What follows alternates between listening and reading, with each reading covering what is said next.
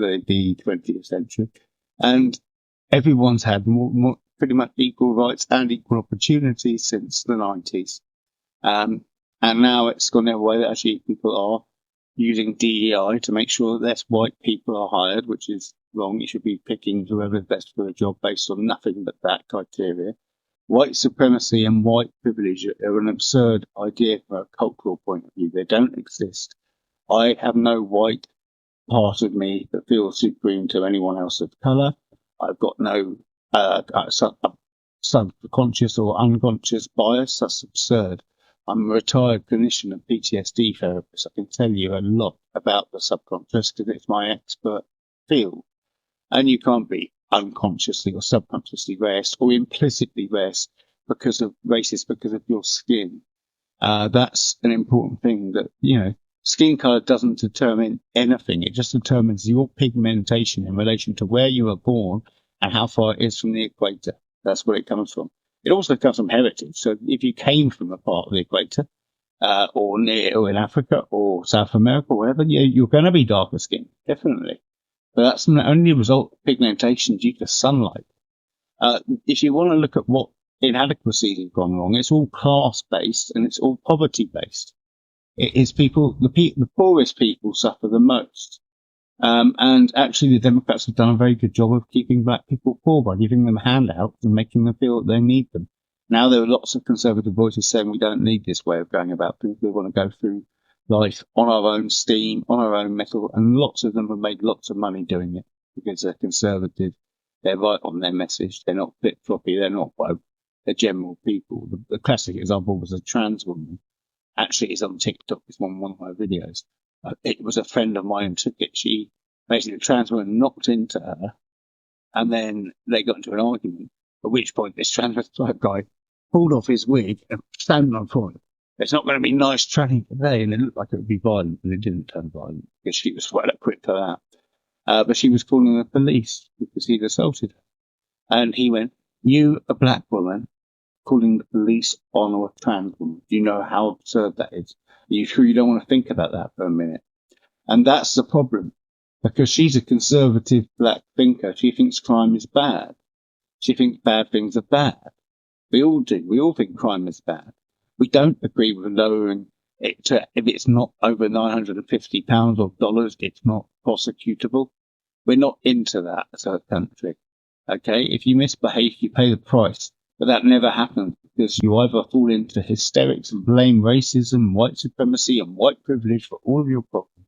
And the worst thing is white fragility and white guilt. If you feel guilty about being white, you must feel guilty about a lot more than that.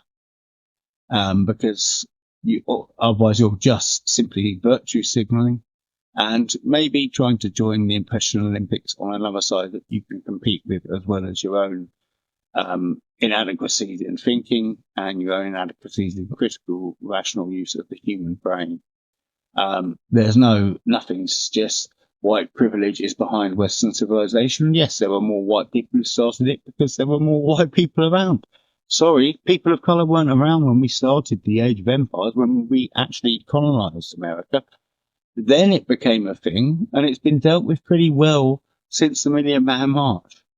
Okay, trans people had and fought for equal rights. I have a gay friend and one trans friend. That was somebody from my old professional career who transitioned in her early 20s, having made a complete psychological analysis of the whole thing. And didn't need to take as much of the chemicals because she'd been through puberty. Going through puberty is a sacred right.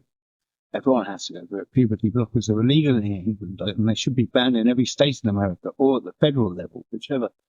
But white supremacy and white privilege, what it means is you've got a leg up in life. But now you have a leg up in America if you're black and you're intelligent, if you're Asian and black. Asians and white people, no. Everyone else, yes, except for Jewish people. So Asians, white, Jewish, can't get ahead in life, can't get affirmative action. But affirmative action is being applied still to black people, Hispanic people, people with gender identity issues, people with sexual identity issues or sex change issues. It's absurd. It's just woke, radical left communist thinking that's been indoctrinized and brainwashed into society.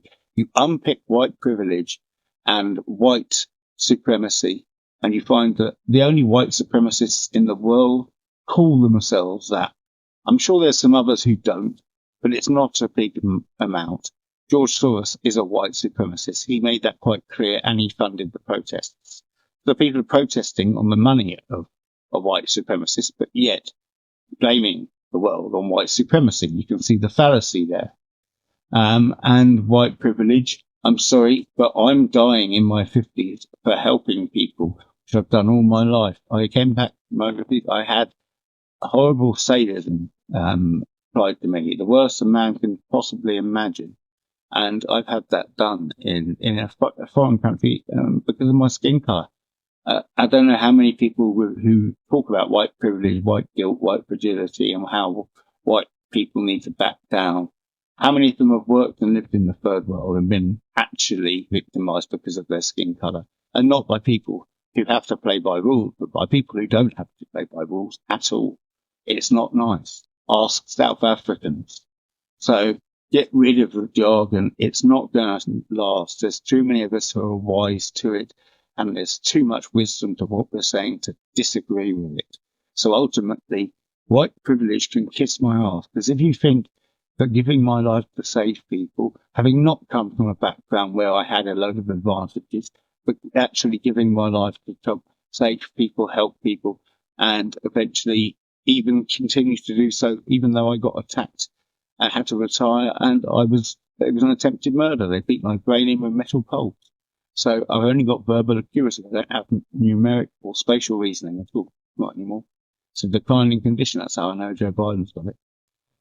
It's a degenerative brain condition with my reward for helping people all my life. And you're going to call me a white supremacist and I've got white privilege. You show me an element of privilege in my life from the age of 6 or 7.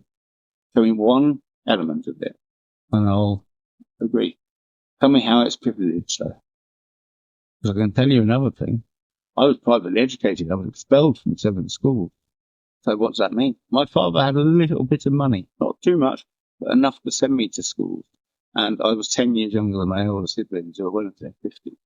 And so they spent that money on sending me to private school. I learned nothing. I got nothing from it. And I dropped out at 16 and didn't even bother taking my A-level initially because I just started partying from the age of 16 onwards, or actually 15.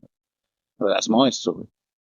White privilege is not something that I hold. It's not something I've ever met anybody held to hold. And I've never met a white supremacist. Never. I've seen them. They're very vocal. They're very easy to spot. If you want more information, I've got something which has a thumbnail saying far left versus far right protests. And you'll see the difference. The far right people scream it from the rooftops, tattoo it to their face, and will ring your doorbell and stab you in the chest.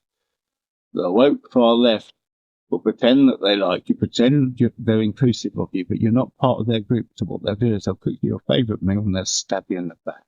And that's the difference. So I'm sorry, but the radical woke is now represented by Kamala Harris. So we all have to do everything we can to stop that, because I don't want to see another child butchered in experimental surgery that only works 1 out of every 2 times. Just to clarify, 1 out of every 2 sexual transitions is successful. In medical situations, we accept a maximum of 1 in 14 being unsuccessful. And this is elective, unproven surgery, proven to have negative side effects, but no positives. The suicide rate on that is at 2 years after the actual full completion of the transition medically. That's the height of the suicide rate of people with transgenderism or gender dysphoria. But that used to be 0.04% of people. Now it looks to be more like 10 to 20. I think that's people that have been taught gender dysphoria rather than it occurring naturally. And for the one that's occurring naturally, you're in the wrong group. You need help to talk about your feelings, how you really feel.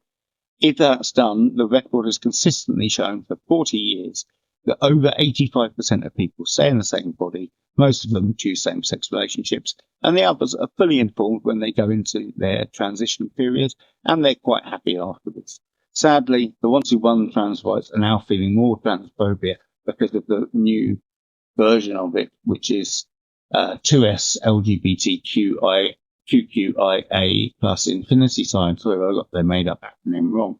But I think we can agree that in 2019 they declassified gender dysphoria as a mental health disorder. 5 years later, it's the biggest scandal of the Olympics. That was disgusting what they did there. But if you say anything to them, you will be called racist, you will be called sexist, you'll be called transphobic, and you'll be called every name under the sun, because that's how cluster B personality types go on the attack. Or they do it by completely capitulating, getting hysterical, but saying the same insults to you just in a hysterical way that's making them cry for some reason. It's because they've been taught what to think and not how to think. And that's a big societal problem that we have to address, because white privilege comes from CRT, and that should never have come into our school systems at all. Teaching racism to children who can't contextualize it is breeding domestic terrorists. Plain and simple. If you're under 14, you can't contextualize things like this, so it should never have been taught.